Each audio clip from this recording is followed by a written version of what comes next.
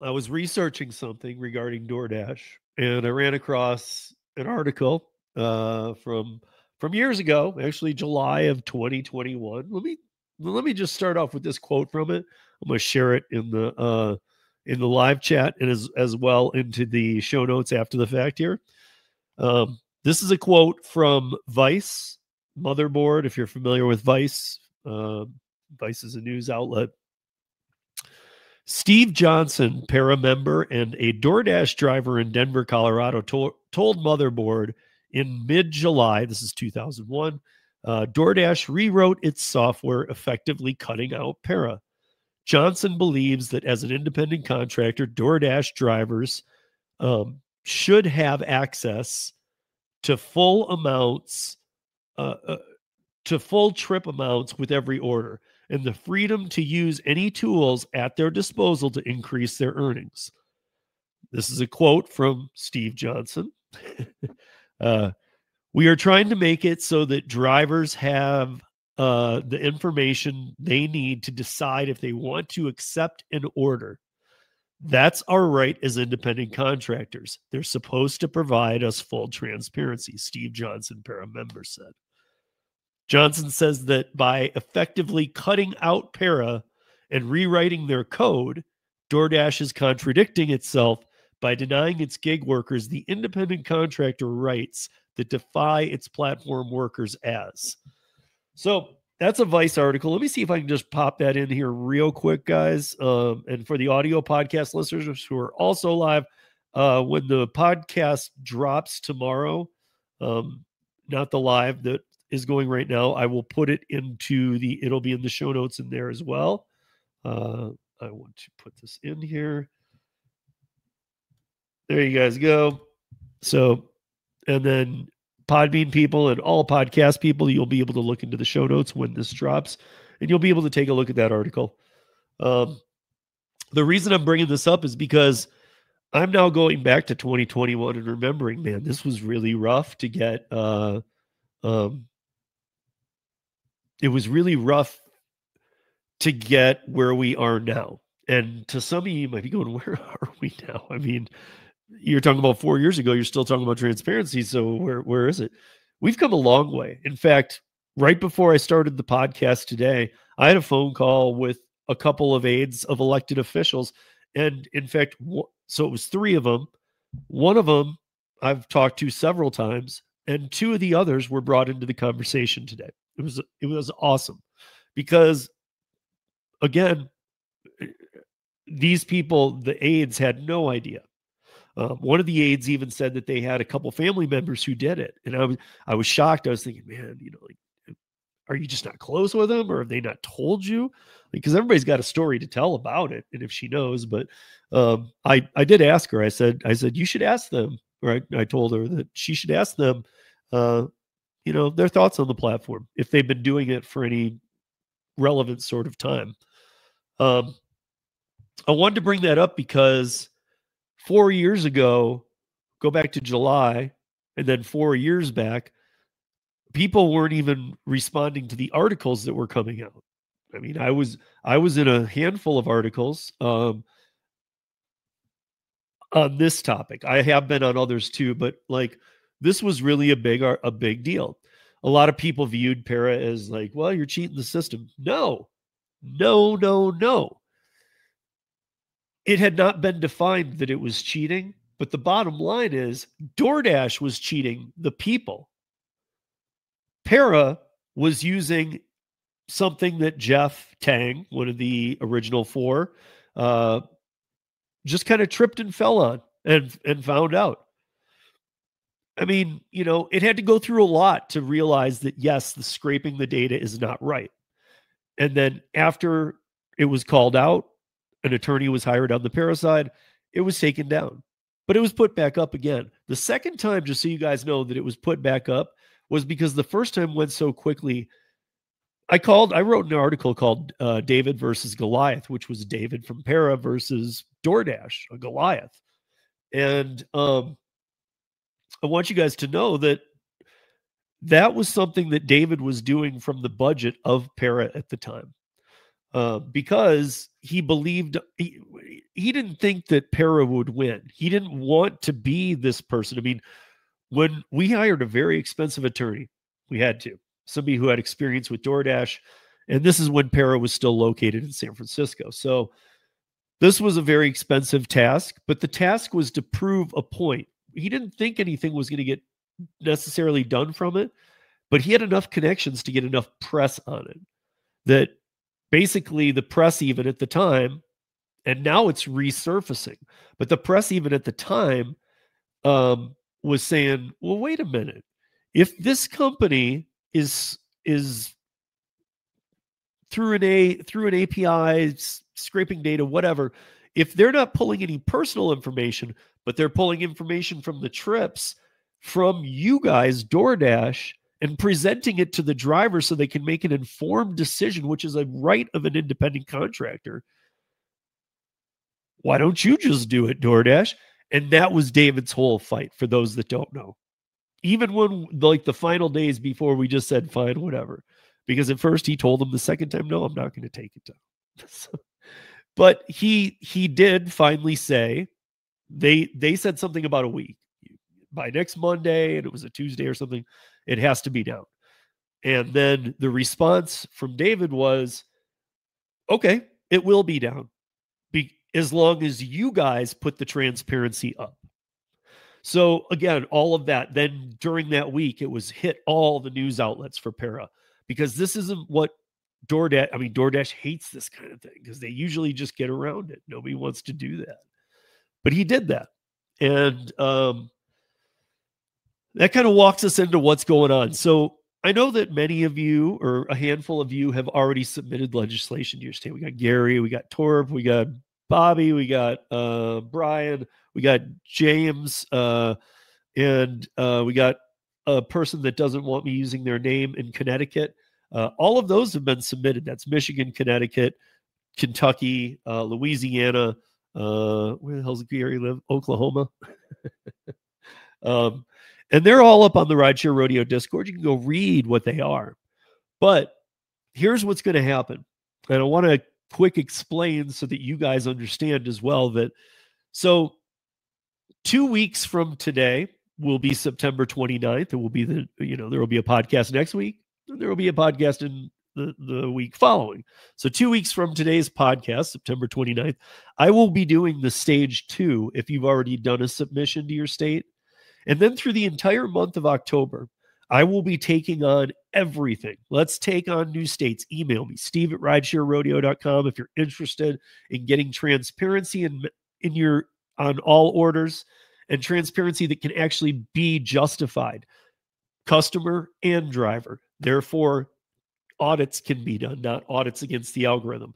At the same time, we look ahead at metrics being removed, or apps like Gary's apps being able to be third-party safety apps that you're allowed to use. You're an independent contractor. You pick your tools. You are free and clear of the hiring entity. So transparency, a human review of wrongful deactivations if you challenge it and say I was wrongfully deactivated, and removal of metrics. Because here's the thing, the algorithm is running the game. That's one thing DoorDash and other companies don't lie about when they're like, well, that's all run through our algorithm. It really is. And that's by design. In the beginning, maybe they had some personnel who overlooked things, but to be honest, they always knew it was going to complete AI, because that allows them to go, I don't know, the AI did it. They don't want a human attached to anything that's being done. But yet there are humans definitely attached in the programming to how that's being done. Are there errors? Yes, there are errors even on the DoorDash side that they then correct. Do they correct them in any timely manner or give them any kind of priority? Absolutely not. But so all of October, I will be going full steam. We'll write the legislation like we've been doing to the other states. I got a couple other ones I got to pick on this week. And then through the end of this, that's why for the next 2 weeks, I want to get as many states as we can submitted. And then in October, or in September 29th, we'll move to stage 2. And then also be getting other states going with stage 1. Because come November, is when it starts snowing here. Search and rescue will begin for me. And, just I will still obviously be doing the podcast and be as passionate as hell. But here's why I'm using these dates. It's not just because of things that will change a little for me in my life in November, because I'll still be here doing what I do, but I won't have the man hours to put in that I barely have now, because I have to go out and work. I got a son at college. I got to go out and work, like all of us, and I got to go out and put the hustle in, and then I'm doing the podcast and all this. But I also am taking time at night. I'm trying to get as much of this done over the next 6 weeks as possible. And here's why. Because November of this year, Virginia and New Jersey, as we know, and hats off to Kim Cavan and others who are fighting hard, SaveIndependentWork.org, Mike Harubi, Karen Anderson, John Lopez, and a lot of other groups, not unions, groups who are fighting to save independent contractor work. So New Jersey's on the chopping block, and that's Kim Cavan's state.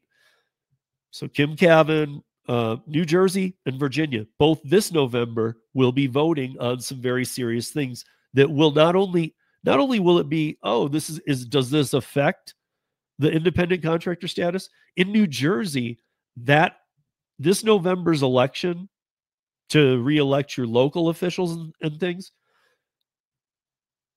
this November's election will define and decide the fate of independent contractors.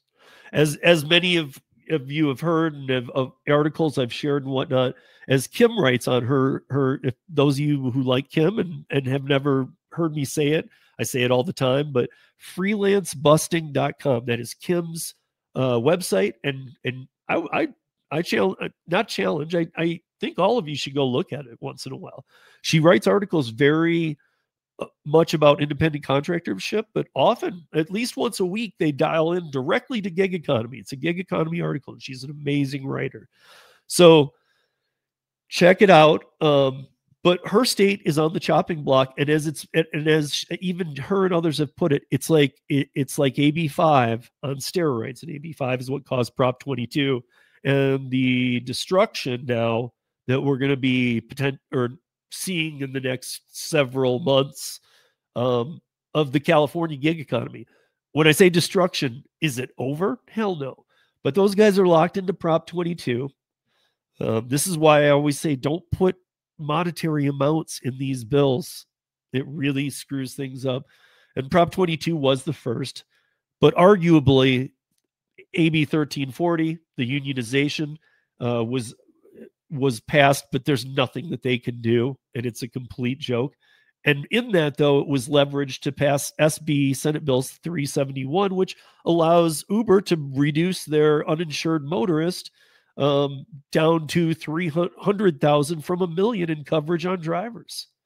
So it was a huge win for the gig companies and a huge loss for the people who fought for AB 1340 for years. Now, I don't agree with AB 1340. I thought it was I think when the SEIU challenged Prop 22 months after it passed and the people voted on it, the Supreme Court of California said no. They said absolutely not. Prop 22 remains in effect. And because of what happened with the SEIU, they solidified it for life. It's in. It's done. Can't touch it. So a union rep isn't going to be able to do anything for you. Now, I do have a couple stories, but yeah, we're going to go full steam in October because Virginia doesn't have a ton on the plate this year regarding gig work. New Jersey does. But the other 48 states, all next November, 2026, will be decided exactly. And I'm not talking about like what we're used to, like, well, here's a new definition, but they're not following it. We find them. That's going to be happening more and more and more and more starting today till November of 2026. But in November of 2026, there is going to be, in almost all states, complete defined, including extreme penalties on these companies, definitions, and they all look a little different. I will keep fighting for the transparency, and I would encourage any of you to do the same. Watch content on here, listen to the content on Podbean or any podcast player, because it's on every podcast in the world, Rideshare Rodeo Podcast. So email me if you have a question, hit me up on a video. I respond. And let me know. I might refer you to a video or something that I've already done. If it's pretty in depth and I feel like I've covered it, but for the most part, I'm always going to respond. But so in November, like after November, 5th this year, the Virginia and Jersey will vote. That's a year out from every other state getting their final definition for gig work. And when I say final, I say that because even if like your state were to, whatever it passes then, and they're all going to pass something, if you were to be like, no, that's no good, we need to get that out of here. Let's get this challenge. Now you're talking about what we've seen in California. You're talking about 4, 5, 6, 7 years of challenging that law. So for most of us, 5 to 7 years of challenging whatever goes in effect November ain't going to really matter. I mean, so it is that imperative that it gets done now between November. So let's get it all done in the next 6 weeks as much as we can. Let's get things submitted, because even if you don't think it's doing anything, check it out. If you believe in transparency, if you believe in a human right to wrongful deactivations, if you believe in customer and driver complete transparency, which has to be for independent contractor, by the way, and if you believe in the metrics being removed and the ability for independent contractors to be able to use third-party apps that keep them safe or that they just choose to use. That includes mapping. Not only are the apps not supposed to have mapping, they're not even supposed to suggest it to you. So look, this needs to happen. If you agree with that, that's all you're agreeing to. We're not trying. That's why we keep the money out. Because the money doesn't belong. If the metrics are gone, if everything's gone, people will see it. If they want it, they'll take it. If they don't, they won't. And guess what? I have heard people say, oh, so what? Everybody will go to the same spot and all collectively form around this pin then, and they'll just, what? How does that help everybody? It helps everybody because I can tell you as a 10-year veteran in this gig economy now, 10 years, I can tell you that when closest to the pin was a thing pre-pandemic, even when oversaturation was at its nightmarest, or just as much as it is now almost, if not the same. Closest to the pin got people to go home quicker. Closest to the pin got people who, let's say somebody gets on DoorDash or something, or Uber, Rideshare, and they end up on there for 3-4 months. And after the first 3 weeks, they're just complaining. Yeah, the stat looked different then because people would come on for 2 to 3 weeks and say, I'm done, because there was no way to fake a honeymoon period. There was no way for these companies to fake it to the drivers. It was just reality. Here's reality. You're an independent contractor. Be the closest to the pin with a vehicle size that can handle the load, and you get the job. That's how it should be. And guess what? That is much easier for people, especially new people, to realize, man, there's way too many people doing this. I'm not seeing nothing. I'm out. It's better that those people get out immediately as opposed to, as opposed to what? As opposed to sitting on the app for 3 months and getting on YouTube and hearing stories about, oh yeah, this is the summer slowdown. Don't worry, it gets better. No, it doesn't. Don't lie to people. I mean, yes, there is a summer slowdown in a lot of markets. Yes, this, but let the people who get on these apps who are not designed for them get right the hell off them. It's better. It's best for them. It's best for us drivers that happens immediately. The apps hate it because they love placating the newbies for 3 months as opposed to 2 weeks. But the more and more it's closest to the pin, and the less and less oversaturation is there. And yes, we have proven that happens. But the less that happens, guess what? This is a supply-demand game. I'm not telling you guys delivering food will ever be pandemic style. In fact, I make sure to tell you it won't be.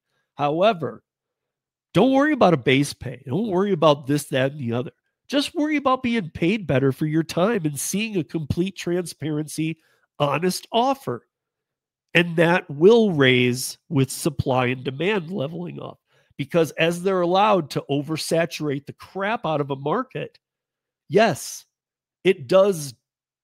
It does. I mean, if you have 10 times the amount of oversaturation you might over a year after integrating closest to pin and metric removal, that makes it so the offers have to come out better because data cost a ton now. But when they know they have 10 times the amount of people, it's still cost effective to send out a $2 offer with no tip and let somebody take it. And the scary thing is, a lot of you know that. I know people who say, I don't take anything less than 15, 18, I'm just making up numbers, 20, 25, whatever, different apps, different things. But yet I have talked to many people, and I understand this completely, who get into a scenario near the end of a month and need to make some cash. And these are the people who die hard believe in what it should be, transparent and honest. And yet I know for a fact that many of them, or I shouldn't say many, but a good amount that I know have broke their own codes just to get that end of month money. We have to be the change of letting the platforms know. Even if legislation doesn't pass, but you submit it in your state, realize that gets filed as a document relating to gig work, and it will actually be assigned a bill number. So let's say it doesn't pass. Our first bill didn't pass, SB 23 from 2023, or HB 23-095. That was rideshare and delivery. That didn't pass. But the next year, after the town hall, the next year in 2024, the Senate took rideshare, the House took delivery, and we got both to pass for transparency. And for those people who wonder, well, why is that better than I had some people questioning it in the live I did with Sergio? Why is that any better than the Prop 22? Well, A, we don't have the money in there, but also, isn't it? Here's something that I will say. I shouldn't even put it as a question. I'm just going to tell you as a fact. It is a huge sign when you see the gig companies spend 10 times in a state what they spent in other states. If another state like a Washington or a Minnesota or New York, they've all had these different ones, Prop 22-ish. They all have dollar amounts tied to them. When you do that, it's weird to see, but the gig app companies are very happy to sign off on that. When we told them, no, there ain't no money involved in this, the gig app companies get thinking, and they're like, oh, shit. They're like, this is what we can't have. We can't have, because they'll be able to get lawmakers on their side once they show lawmakers that no money is required. But not only that, it hurts them because it exposes their non-transparency. This is a right we're all due. And you guys, I'll put it in the show notes below, but check out the change.org link, the petition. Just read it. It's very short. After this, I will put it in everything. It will be in the audio podcast and everywhere else. But if you believe the short read, you'll say there, add your name to it. It's just your name and your email. No harm, no foul.